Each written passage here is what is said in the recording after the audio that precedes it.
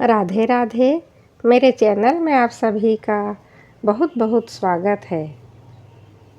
आज मैं आप सबके लिए लेकर आई हूँ तुलसी विवाह से संबंधित जानकारियाँ। इस वीडियो में हम जानेंगे कि तुलसी विवाह कब है, 11 या फिर 12 नवंबर को, और कब कैसे करें तुलसी विवाह की पूजा, विधि कैसी है, एकादशी में हम तुलसी का विवाह आखिर कैसे कर सकते हैं। यह जानकारियाँ जानने से पहले आप मेरे चैनल को लाइक और सब्सक्राइब कर दीजिए। हिंदू धर्म में तुलसी विवाह का दिन विशेष महत्व रखता है। इस दिन तुलसी जी का विवाह भगवान शालिग्राम जी के साथ संपन्न कराया जाता है। हर साल कार्तिक मास के शुक्ल पक्ष की एकादशी तिथि को तुलसी विवाह का पर्व मनाया जाता है। धार्मिक मान्यताओं के अनुसार शालिग्राम भगवान जी को भगवान विष्णु का ही रूप माना जाता है और इस दिन शुभ मुहूर्त में विधि पूर्वक तुलसी विवाह करवाने से जातक के दाम्पत्य जीवन में मधुरता, खुशहाली बनी रहती है। वही कुमारी कन्याओं या फिर लड़कों को मनचाहा जीवन साथी प्राप्त होता है। तब आपको बताते हैं कि इस साल तुलसी विवाह की सही तिथि क्या है, पूजा का शुभ मुहूर्त क्या रहेगा और तुलसी विवाह की आसान विधि क्या है। तुलसी विवाह के दिन तुलसी माता के पौधे को गेरू से लिपकर सुंदर से सजा लें। इसके बाद तुलसी के पौधे पर ओढ़ने के रूप में एक लाल रंग की चुन्नी भी उन्हें ओढ़ा दें। अब गमले के चारों ओर गन्नों को खड़ा करके एक विवाह का मंडप बना लें। फिर तुलसी माता को सुंदर सी साड़ी में लपेट दें। उन पर सभी तरह के श्रृंगार की वस्तुएं भी चढ़ा दें। शालिग्राम भगवान जी को स्नान कराकर उन्हें पीले वस्त्र अर्पित करके चंदन का तिलक लगाने के साथ ही तुलसी के पौधे में या फिर अलग से एक चौकी पर स्थापित करें। उन्हें जनेऊ अर्पित करें। तुलसी माता और शालिग्राम भगवान जी को हल्दी लगाने के साथ ही धूप दीप दिखाकर गणेश भगवान की पूजा आरंभ करने के साथ ही साथ विवाह की प्रक्रिया संपन्न होनी चाहिए। इसके बाद तुलसी जी और भगवान शालिग्राम जी के फेरे भी करवाने चाहिए। फेरे करवाने के बाद तुलसी माता को कुछ भी उपहार की वस्तुएं अर्पित करें जो भी आपके सामर्थ्य में हो, और उसके बाद आप जिस तरह से एक दुल्हन की विदाई करती हैं या की जाती है उसी तरह से आप विदाई कराएं। साथ में भजन कीर्तन गाएं, विवाह के गीत भी गाएं। तुलसी जी को विदा करते समय उन्हें आप कुछ दक्षिणा भेंट स्वरूप जरूर देवें। उसके बाद तुलसी के पौधे को आसपास के मंदिर में आप रखवा सकते हैं। तुलसी जी का दान कर दिया जाता है, लेकिन जो लोग तुलसी के पौधे का दान नहीं करना चाहते हैं वे चाहे तो तुलसी के विवाह के बाद अपने घर में उस तुलसी को रख सकते हैं। जिनका विवाह आपने किया है, इस तरह से आज के दिन तुलसी विवाह संपन्न कराने से कन्यादान के पुण्य की प्राप्ति आपको होती है। जीवन में सुख और सौभाग्य आता है और जिन लोगों के विवाह में रुकावटें आ रही है वे सभी रुकावटें भी दूर होकर शीघ्र ही विवाह के योग बनने लगते हैं। इस बार 12 नवंबर मंगलवार के दिन कार्तिक शुक्ल पक्ष की देवउठनी एकादशी है। एकादशी का व्रत इसी दिन रखा जाएगा। इस बार तुलसी विवाह 12 नवंबर मंगलवार को शाम 5:29 से लेकर 7:53 के बीच में किया जाएगा। इस दिन तुलसी विवाह कराने वाले दंपतियों को सुबह से उपवास रखना चाहिए। जिस प्रकार घर में धूमधाम से विवाह किया जाता है उसी तरह से तुलसी जी का विवाह भी खूब धूमधाम से संपन्न किया जाना चाहिए। भोग प्रसाद भी सभी लोगों में बांटकर स्वयं भी ग्रहण करना चाहिए। इस दिन आप शालिग्राम भगवान जी को तुलसी का पत्ता रख कर ही कोई भी भोग समर्पित करें। यदि आपके पास शालिग्राम भगवान जी ना हो तब आप भगवान विष्णु जी की प्रतिमा या तस्वीर के साथ भी तुलसी माता का विवाह करवा सकते हैं। जो लोग किसी कारण से देवउठनी एकादशी के दिन विवाह करने में असमर्थ हैं या किसी कारण से विवाह इस दिन नहीं करा पाए हैं तो आप देवउठनी एकादशी से लेकर कार्तिक पूर्णिमा के दिन तक कभी भी शाम के समय तुलसी जी का विवाह करवा सकते हैं। आइए सुनते हैं अब एक बुढ़िया की कहानी जिसे कार्तिक मास में सुनने से बेहद ही पुण्य की प्राप्ति होती है। यह तुलसी माता की ही कहानी है जिसे बहुत ही कम लोग जानते हैं।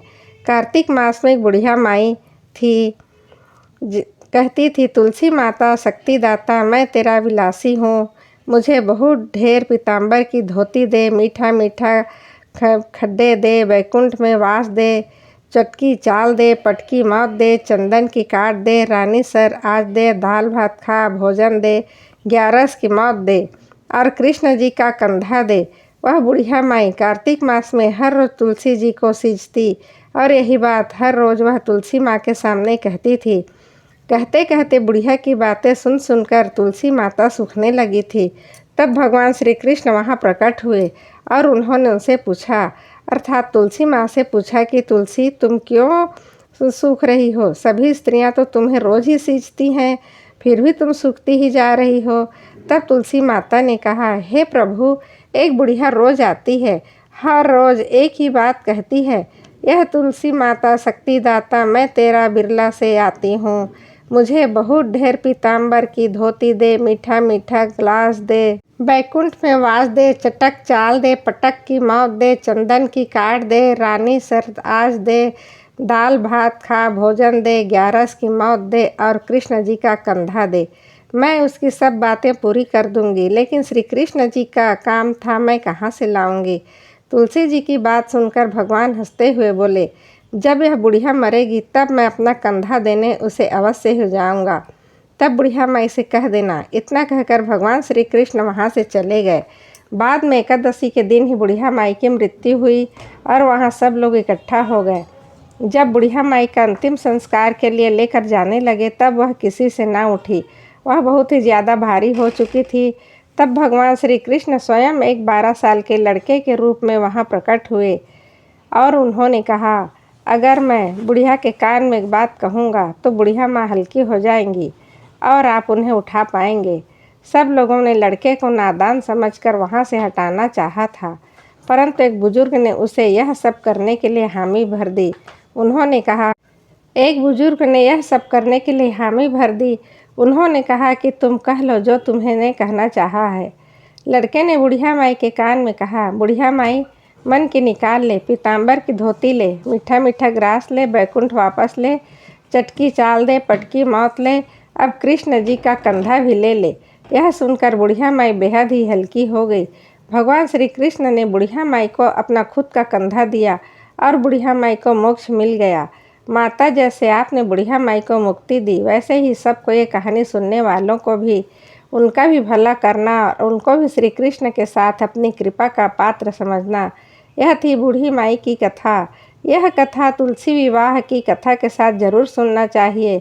अब मैं आपको सुनाती हूँ तुलसी विवाह की कथा। कैसे तुलसी का विवाह शालिग्राम से किया गया था। तुलसी भगवान विष्णु को अत्यंत ही प्रिय है। भगवान विष्णु पूरे 4 महीने के बाद इसी दिन जागते हैं और तुलसी के बिना भगवान विष्णु की पूजा अधूरी मानी जाती है। बिना तुलसी दल के अर्पित किए गए भगवान विष्णु प्रसन्न नहीं होते। जो लोग देव उठनी 11 के दिन तुलसी का विवाह संपन्न कराते हैं, उनको सभी प्रकार के सुखों की प्राप्ति होती है। यह भी कहते हैं कि इस दिन तुलसी विवाह की कहानी अवश्य ही सुननी चाहिए। तो आइए सुनते हैं। पौराणिक मान्यताओं के अनुसार राक्षस कुल में जन्म हुआ था माता वृंदा का। माता वृंदा बचपन से ही भगवान विष्णु की बड़ी भक्त थी और वे हमेशा ही उनकी भक्ति, उनकी साधना में डूबी रहती थी। जब वह विवाह के योग्य हुई तब उनके माता पिता ने उनका विवाह समुद्र मंथन से पैदा हुए जालंधर नामक एक राक्षस से कर दिया। भगवान विष्णु के भक्त के साथ वह बेहद ही पतिव्रता स्त्री भी थी, जिसके कारण ही उनके पति जालंधर समय के साथ साथ और भी अधिक शक्तिशाली होते गए थे और सभी देवी देवता जालंधर के कहर से बेहद ही परेशान हो उठे थे। जालंधर के आगे बढ़ने के लिए माता वृंदा जो है पूजा और अनुष्ठान करती थी। विष्णु भक्ति की साधना के कारण ही जालंधर को कोई भी युद्ध में हरा नहीं पाता था और इसी के घमंड में आकर, इसी के अहंकार में आकर जालंधर ने स्वर्ग में चढ़ाई कर दी थी। इसके बाद स्वर्ग में चढ़ाई करने के बाद सारे देवी देवता भगवान विष्णु के पास हताश होकर पहुँचे थे और उन्होंने बताया वह जालंधर को परास्त करने में किस तरह से अपने आप को असमर्थ पाते हैं। भगवान की शरण में आने के बाद भगवान विष्णु ने उन्हें कई तरह के उपायों पर विचार करने की बात कही। तब भगवान विष्णु ने अपनी माया से जालंधर का रूप धारण कर लिया। वह जब माता वृंदा अनुष्ठान कर रही थी वहाँ पर जालंधर के रूप में पहुँचे, तब अपने पति को आया हुआ जानकर माता वृंदा ने अनुष्ठान को बीच में ही छोड़कर उनके पास आई और उन्हें प्रणाम कर लिया। जैसे ही उन्होंने अनुष्ठान बीच में छोड़ा, उनका अनुष्ठान तो वहीं भंग हो गया। और साथ ही साथ उनका पतिव्रत धर्म भी नष्ट हो गया। इससे जालंधर की शक्ति तुरंत ही कम हो गई और इस बात का फ़ायदा उठाते हुए उन्हें युद्ध में मार दिया गया। जब वृंदा को भगवान विष्णु की इस बात का पता चला तब उन्होंने भगवान विष्णु को श्राप दे दिया कि वह पत्थर के बन जाए और भगवान के तुरंत ही पत्थर के हो गए। सारे देवी देवताओं में तो हाहाकार मच गया। तब माता लक्ष्मी ने वृंदा से प्रार्थना की। तब जाकर वृंदा ने अपना श्राप तो वापस ले लिया और वह स्वयं ही जालंधर के साथ सती हो गई। उनके भस्म होते ही वहाँ पर जो राख थी उसमें से एक पौधा उत्पन्न हुआ जिसे हम तुलसी का पौधा कहते हैं।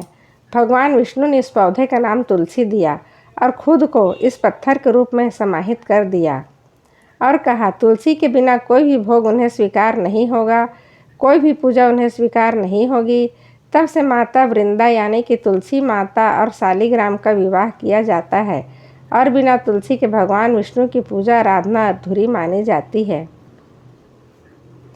जो लोग भी तुलसी का विवाह पूरे विधि विधान से शालिग्राम के साथ करते हैं उन्हें तो कन्यादान के समान ही फल प्राप्त होता है। इसीलिए तो शालिग्राम को भगवान विष्णु का हमारे सनातन धर्म में अवतार माना जाता है।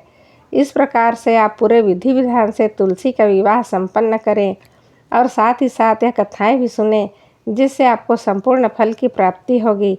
मेरी छोटी सी जानकारी को ध्यान से सुनने के लिए आप सभी का धन्यवाद। आपका दिन शुभ हो, मंगलमय हो। आप सदा हंसते रहिए, मुस्कुराते रहिए।